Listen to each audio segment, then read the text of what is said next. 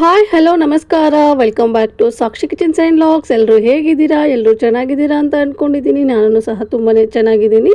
ಹಾಗೆ ಇದು ಮಂಗಳವಾರ ಸಂಜೆಯಿಂದ ನಾನು ಇವತ್ತು ವ್ಲಾಗ್ನ ಶುರು ಮಾಡ್ತಿದ್ದೀನಿ. ಹಾಗೆ ಇವತ್ತಿನ ವ್ಲಾಗಲ್ಲಿ ಕಾಸರಗೋಡು ಚಕ್ಲಿ ರೆಸಿಪಿನ ತೋರಿಸ್ತಾ ಇದ್ದೀನಿ. ಹಾಗಾಗಿ ವಿಡಿಯೋನ ಎಲ್ಲೂ ಸಹ ಸ್ಕಿಪ್ ಮಾಡಿದೆ ಪೂರ್ತಿಯಾಗಿ ನೋಡಿ. ಇನ್ ಕೇಸ್ ಈ ವಿಡಿಯೋ ಏನಾದರೂ ಇಷ್ಟ ಆದರೆ ಪ್ಲೀಸ್ ಲೈಕ್ ಮಾಡಿ, ಶೇರ್ ಮಾಡಿ, ಕಾಮೆಂಟ್ ಮಾಡಿ. ಹಾಗೆ ಇನ್ನೂ ನನ್ನ ಚಾನಲ್ನ ಸಬ್ಸ್ಕ್ರೈಬ್ ಮಾಡಿಲ್ಲ ಪ್ಲೀಸ್ ಸಬ್ಸ್ಕ್ರೈಬ್ ಮಾಡ್ಕೊಂಡು ನೋಡಿ. ನಿಮ್ಮದೊಂದು ಸಬ್ಸ್ಕ್ರೈಬ್ ನನಗೆ ತುಂಬಾ ಇಂಪಾರ್ಟೆಂಟ್ ಆಗುತ್ತೆ.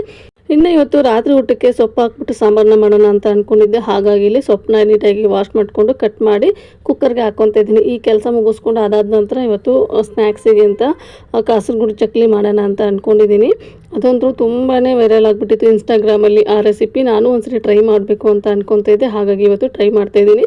ಇನ್ನು ಇಲ್ಲಿ ನಾನು ಕಾಸರಗೋಡು ಚಕ್ಲಿ ರೆಸಿಪಿನ ಯಾವ ಥರ ಮಾಡಿದ್ದೀನಿ ಅಂತ ನಿಮ್ಮ ಜೊತೆಗೆ ಶೇರ್ ಮಾಡ್ತಾಯಿದ್ದೀನಿ ನೋಡಿ.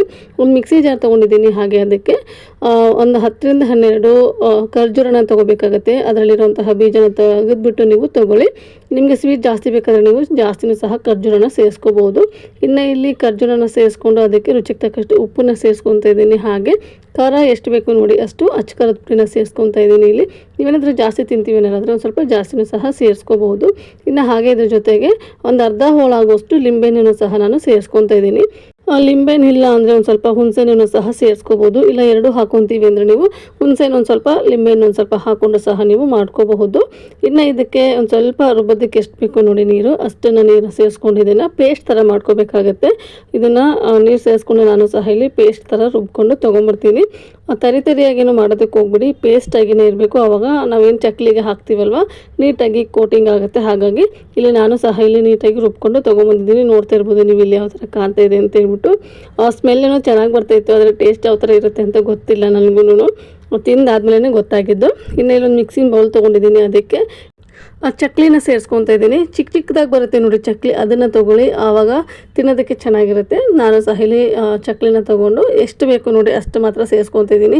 ಏನಾದರೂ ಟೇಸ್ಟ್ ಚೆನ್ನಾಗಿಲ್ಲ ಅಂದರೆ ಸುಮ್ಮನೆ ಚಕ್ಲಿ ಹಾಳಾಗ್ಬಿಡುತ್ತೆ ಅನ್ನೋ ಕಾರಣಕ್ಕೆ ಒಂದು 20 ರಿಂದ 25 ಚಕ್ಲಿನ ನಾನಿಲ್ಲಿ ಸೇರಿಸ್ಕೊಂಡಿದ್ದೀನಿ. ಅಂದರೆ ಮಕ್ಕಳು ಸಹ ಇದ್ದಾರೆ ಮನೆಯಲ್ಲಿ, ಅವ್ರಿಗೆ ಇಷ್ಟ ಆಗ್ಬೋದು ಅಂತೇಳ್ಬಿಟ್ಟು ಇನ್ನು ಚಕ್ಲಿನ ಸೇರಿಸ್ಕೊಂಡು ನಾವೇನು ಪೇಸ್ಟ್ನ ರೆಡಿ ಮಾಡಿ ಇಟ್ಟಿದ್ವಿ ನೋಡಿ ಖರ್ಜೂರದ್ದು, ಅದನ್ನು ಹಾಕ್ಕೊತಿದ್ದೀನಿ. ನಾನು ಇಲ್ಲೊಂದು ಸ್ವಲ್ಪ ಗಟ್ಟಿಯಾಗಿಯೇ ಮಾಡ್ಕೊಂಡಿದ್ದೀನಿ. ನಿಮ್ಗೇನಾದರೂ ಒಂದು ಸ್ವಲ್ಪ ಲಿಕ್ವಿಡ್ ಥರ ಬೇಕು ಅಂದರೆ ಒಂದು ಸ್ವಲ್ಪ ನೀರನ್ನ ಸೇರಿಸ್ಕೊಂಡು ಮಿಕ್ಸ್ ಮಾಡಿಕೊಂಡು ಸೇರಿಸ್ಕೊಳ್ಳಿ.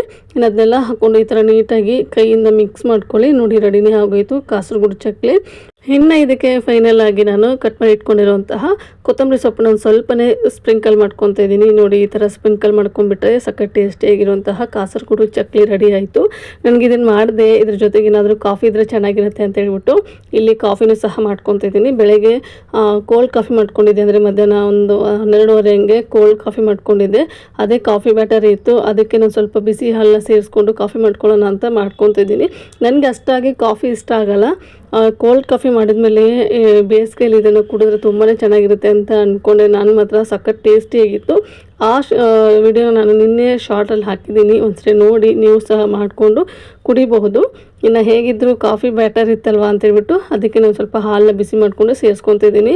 ಮನೆ ತುಂಬ ಘಮ ಅಂತ ಸ್ಮೆಲ್ ಬರ್ತಾಯಿತ್ತು ಗೊತ್ತಾ. ಈ ಥರ ಕಾಫಿ ಮಾಡ್ಕೊಂಡ್ಬಿಟ್ರೆ ಸಖತ್ ಟೇಸ್ಟಿಯಾಗಿರುತ್ತೆ. ಹಾಗೆ ಇದ್ರ ಜೊತೆಗೆ ಕಾಸರಗೋಡು ಚಕ್ಲಿ ಹಾಗೆ ಕಾಫಿನ ತಿಂತಾ ಕುಡಿತಾ ಇದ್ದರೆ ಸಖತ್ತು ಖುಷಿ ಅನ್ನಿಸ್ತಾ ಇತ್ತು. ನನಗೆ ತಡೆಯೋದಕ್ಕೆ ಆಗಲಿಲ್ಲ. ಫಸ್ಟ್ ಇಲ್ಲಿ ಒಂದು ಟೇಸ್ಟ್ ಮಾಡೋಣ ಅಂತ ಚಕ್ಲಿನ ಟೇಸ್ಟ್ ಮಾಡ್ತಾಯಿದ್ದೀನಿ. ಟೇಸ್ಟ್ ಮಾಡಿದ ಮೇಲೇ ಗೊತ್ತಾಯಿತು ಇದ್ರದ್ದು ರುಚಿ ಮಾತ್ರ. ನಾನು ಯಾಕೆ ಇಷ್ಟು ತಡ ಮಾಡಿದೆ ಈ ರೆಸಿಪಿನ ಮಾಡೋಕ್ಕೆ ಅಂತ ಅಂದ್ಕೊಂಡೆ. ಅಷ್ಟು ಚೆನ್ನಾಗಿತ್ತು. ಈ ಹೊರಗಡೆ ಫುಡ್ಡೆಲ್ಲ ಇಷ್ಟಪಡ್ತಾರೆ ನೋಡಿ, ಚಾಟ್ ಐಟಮ್ಸ್ ಎಲ್ಲ, ಆ ಥರದವ್ರಿಗೆ ಮಾತ್ರ ತುಂಬಾ ಇಷ್ಟ ಆಗುತ್ತೆ ಈ ರೆಸಿಪಿ ಮಾತ್ರ. ನನಗೂ ಸಹ ತುಂಬಾ ಇಷ್ಟ ಆಯಿತು. ಈ ಕಟ್ಟ ಮಿಟ್ಟ ಫ್ಲೇವರ್ ಬರ್ತಾಯಿತ್ತು ಈ ಕಾಸರಗೋಡು ಚಕ್ಲಿಲಿ. ಹಾಗೆ ಚಕ್ಲಿ ಕ್ರಿಸ್ಪಿನೆಸ್ಸು ಬಾಯಲ್ಲಿಟ್ಟರೆ ಮಾತ್ರ ಟಾಂಗಿ ಫೀಲ್ ಬರ್ತಾಯಿತ್ತು. ಅಷ್ಟು ಚೆನ್ನಾಗಿತ್ತು. ಒಂದ್ಸರಿ ನೀವೇನಾದರೂ ಟ್ರೈ ಮಾಡಿಲ್ಲ ಅಂದರೆ ಚಕ್ಲಿನ ತೊಗೊಂಡ್ಬಂದ್ಬಿಟ್ಟು ಇದನ್ನು ಇವತ್ತೇ ಟ್ರೈ ಮಾಡಿ. ಸಿಕ್ಕಾಪಟ್ಟೆ ಇಷ್ಟಪಡ್ತಾರೆ ಮನೆಯಲ್ಲಿ. ಮಕ್ಕಳಿಗೆ ಮಾತ್ರ ತುಂಬಾ ಇಷ್ಟ ಆಗುತ್ತೆ ಈ ರೆಸಿಪಿ. ನಮ್ಮ ಮನೇಲಿ ನನ್ನ ಮಕ್ಕಳಿಗೆ ತುಂಬಾ ಇಷ್ಟ ಆಯಿತು. ನನ್ನ ಮಗ ಮೊನ್ನೆಯಿಂದನೇ ಅಮ್ಮ ಇದನ್ನ ಮಾಡಿಕೊಡು ಅಂತ ಇದ್ದ. ನನಗೆ ಟೈಮೇ ಸಿಕ್ಕಿರಲಿಲ್ಲ. ಹಾಗಾಗಿ ಇವತ್ತು ಹೇಗಿದ್ರು ಟೈಮ್ ಇತ್ತು ಅಂತ ಹೇಳ್ಬಿಟ್ಟು ಈ ರೆಸಿಪಿನ ಮಾಡಿ ನಾನು ಸಹ ಟೇಸ್ಟ್ ಮಾಡಿದೆ. ಏನಕ್ಕೆ ಲೇಟ್ ಮಾಡಿದೆ ಅಂತ ಅನ್ನಿಸ್ತಾ ಇತ್ತು ಇದನ್ನು ಟೇಸ್ಟ್ ಮಾಡುವಾಗ. ಅಷ್ಟು ಟೇಸ್ಟಿಯಾಗಿತ್ತು ಈ ರೆಸಿಪಿ ಮಾತ್ರ. ಇನ್ನು ಟೀ ಹಾಗೆ ಸ್ನ್ಯಾಕ್ಸ್ನೆಲ್ಲ ತಿನ್ಕೊಂಡು ಬಂದು ಇವಾಗ ಸಾಂಬಾರನ್ನ ಒಗ್ಗರಣೆ ಮಾಡ್ತಾಯಿದ್ದೀನಿ. ಊರಿಂದ ಚುಕ್ಕೆ ಸೊಪ್ಪು ತೊಗೊಂಡು ಬಂದಿದ್ದರು ನಮ್ಮಣ್ಣ. ಹಾಗೆ ಅದ್ರ ಜೊತೆಗೆ ಒಂದು ಸ್ವಲ್ಪ ಪಾಲಕ್ ಸೊಪ್ಪನ್ನು ಹಾಕಿ ಇಲ್ಲಿ ಸೊಪ್ಪು ಸಾಂಬಾರನ್ನ ಮಾಡ್ತಿದ್ದೀನಿ. ಇವಾಗಂತೂ ಸೊಪ್ಪು ರೇಟ್ ಹೆಂಗಾಗಿದೆ ಅಂದರೆ ಸಿಗ್ತಾನೆ ಇಲ್ಲ ಸೊಪ್ಪು. ನನಗೆ ಭಾನುವಾರನೇ ತೊಗೊಂಬಂದು ಕೊಟ್ಟಿದ್ದ ನಮ್ಮಣ್ಣ ಸೊಪ್ಪನ್ನ. ಆದರೆ ಪಾಲಕ್ ಸೊಪ್ಪು ಸಿಗದೇ ಇರೋ ಕಾರಣಕ್ಕೆ ನಾನು ಇವತ್ತು ಮಾಡ್ತಾಯಿದ್ದೀನಿ. 20-25 ರೂಪಾಯಿ ಹೇಳ್ತಾರೆ ಇವಾಗ ಒಂದು ಕಟ್ಟು. ಮೊದಲೆಲ್ಲ 10 ರೂಪಾಯಿಗೆಲ್ಲ ಸಿಕ್ಬಿಡೋದು. ಆದರೆ ಇವಾಗ ಮಾತ್ರ ಸಿಕ್ಕಾಪಟ್ಟೆ ರೇಟ್ ಅಂತಲೇ ಹೇಳ್ಬೋದು. ಇನ್ನೇನು ಮಾಡೋದು, ಸೊಪ್ಪಿಲ್ಲ ಅಂದರೆ ಸಾಂಬಾರು ಮಾಡೋಕ್ಕಾಗಲ್ಲ ಅಂತ ಹೇಳ್ಬಿಟ್ಟು ನಾನಿಲ್ಲಿ ಸೊಪ್ಪನ್ನ ತೊಗೊಂಬಂದು ಸೊಪ್ಪು ಸಾಂಬಾರನ್ನ ಮಾಡ್ತಾಯಿದ್ದೀನಿ. ಹಾಗೆ ಒಂದು 3 ದಿನ ಆಗಿತ್ತೇನೋ 4 ದಿನ ಆಗಿತ್ತು ಗೊತ್ತಿಲ್ಲ, ನಮ್ಮನೇಲಿ ಸಾಂಬಾರು ಮಾಡಿರಲಿಲ್ಲ ಸೊಪ್ಪು ಸಾಂಬಾರನ್ನ. ಹಾಗಾಗಿ ಇವತ್ತು ಮಾಡ್ತಾಯಿದ್ದೀನಿ. ಇನ್ನೆಲ್ಲಿ ಸಾಂಬಾರೆಲ್ಲ ಒಗ್ಗರಣೆ ಮಾಡಿಕೊಂಡು ಅದಾದ ನಂತರ ಊಟಕ್ಕೆ ಚಪಾತಿನೂ ಸಹ ರೆಡಿ ಮಾಡ್ಕೊತಿದ್ದೀನಿ. ಅದೇನಿಲ್ಲಿ ರೆಸಿಪಿನ ನಾನು ಶೇರ್ ಮಾಡೋದಕ್ಕೇನು ಹೋಗಲಿಲ್ಲ. ಹಾಗೆ ಇನ್ಸ್ಟಾಗ್ರಾಮಿಗೆ ಶಾರ್ಟ್ಸಿಗೆ ಒಂದು ಸ್ವಲ್ಪ ವೀಡಿಯೋನ ಶೂಟ್ ಮಾಡ್ಕೋಬೇಕಾಗಿತ್ತು, ಅದನ್ನು ಸಹ ನಾನು ಶೂಟ್ ಮಾಡಿಕೊಂಡೆ. ಹೆಂಗೆ ಆಗ್ತಾಯಿದೆ ಅಂದರೆ ಈ ನಡುವೆ ನನಗೆ ಈ ಕಡೆ ಯೂಟ್ಯೂಬ್ ಚಾನಲ್ಗೆ ಶೂಟ್ ಮಾಡೋದಕ್ಕೂ ಸಹ ಒಂದು ಸ್ವಲ್ಪ ಕಷ್ಟ ಅನ್ನಿಸ್ತಾ ಇದೆ. ಹಾಗೆ ಶಾರ್ಟ್ಸಿಗೆ ಇನ್ಸ್ಟಾಗ್ರಾಮಿಗೆ ಶೂಟ್ ಮಾಡೋದಕ್ಕೂ ಒಂದು ಸ್ವಲ್ಪ ಕಷ್ಟ ಅನ್ನಿಸ್ತಾ ಇದೆ. ಯಾಕಂದರೆ ಒಂದೇ ಫೋನಲ್ಲಿ ಎಲ್ಲದನ್ನು ಸಹ ಮಾಡಬೇಕು ಅಂದರೆ ಎಡಿಟಿಂಗ್ ಮಾಡುವಾಗ ತುಂಬಾ ಪ್ರಾಬ್ಲಮ್ ಆಗುತ್ತೆ. ಒಂದೇ ಥರ ವೀಡಿಯೋಸ್ ಇರ್ತವೆ, ಯಾವುದ್ರದ್ದು ಅಂತ ಗೊತ್ತೇ ಆಗೋಲ್ಲ. ಎಡಿಟಿಂಗ್ ಮಾಡೋದಕ್ಕೆ ಅರ್ಧ ದಿನ ಹೋಗ್ಬಿಡುತ್ತೆ. ಹಾಗೆ ವಾಯ್ಸ್ ಓವರೆಲ್ಲ ಕೊಟ್ಕೋಬೇಕಲ್ವ, ಅದರಲ್ಲೇ ನನ್ನ ದಿನ ಮುಗಿಸ್ಕೊಂಡ್ಬಿಟ್ಟಿರ್ತೀನಿ ನಾನು. ಹಾಗಾಗಿ ವೀಡಿಯೋಸ್ನ ನನಗೆ ರೆಗ್ಯುಲರಾಗಿ ಹಾಕೋದಕ್ಕೆ ಆಗ್ತಾಯಿಲ್ಲ. ವಾರದಲ್ಲಿ 3 ಅಥವಾ 4 ಆದರೂ ವೀಡಿಯೋನ ಲೆಂತಿ ವೀಡಿಯೋಸ್ನ ಹಾಕೋಣ ಅಂತ ಅಂದ್ಕೊತಾ ಇದ್ದೀನಿ. ಹಾಗೆ ಶಾರ್ಟ್ ವೀಡಿಯೋಸ್ ಅಂತೂ ಹಾಕ್ತಾನೆ ಇರ್ತೀನಿ. ಲೆಂತಿ ವೀಡಿಯೋಸ್ನ ವಾರದಲ್ಲಿ 3 ಅಥವಾ 4 ಲೆಂತಿ ವೀಡಿಯೋಸ್ನ ಹಾಕೋಣ ಅಂತ ಅಂದ್ಕೊಂಡಿದ್ದೀನಿ. ನೀವು ಅಷ್ಟೇ ಮೊದಲೆಲ್ಲ ಯಾವ ಥರ ನಾನು ವೀಡಿಯೋಸ್ನ ನೋಡ್ತಿದ್ರಿ ಅದೇ ಥರನೇ ಇನ್ನು ಮುಂದೆನೂ ಸಹ ನನಗೆ ಸಪೋರ್ಟ್ ಮಾಡಿ ಅಂತ ಕೇಳ್ತೀನಿ. ಹಾಗೆ ಶಾರ್ಟ್ಸ್ನ ನೋಡ್ತೀರಾ, ಪ್ಲೀಸ್ ಹೇಗಿದ್ರು ನೋಡ್ತೀರಾ, ಒಂದು ಸಬ್ಸ್ಕ್ರೈಬ್ನ ಬಟನ್ನ ಪ್ರೆಸ್ ಮಾಡಿ ನೋಡಿದರೆ ನನಗೂ ಸಹ ಯೂಸ್ಫುಲ್ ಆಗುತ್ತೆ. ಇನ್ನು ಇಲ್ಲಿ ರಾತ್ರಿ ಊಟಕ್ಕೆ ಪನ್ನೀರ್ ಗ್ರೇವಿನೂ ಸಹ ಮಾಡಿದ್ದೆ, ಸರ್ವ್ ಮಾಡ್ತಾಯಿದ್ದೀನಿ ಊಟಕ್ಕೆ.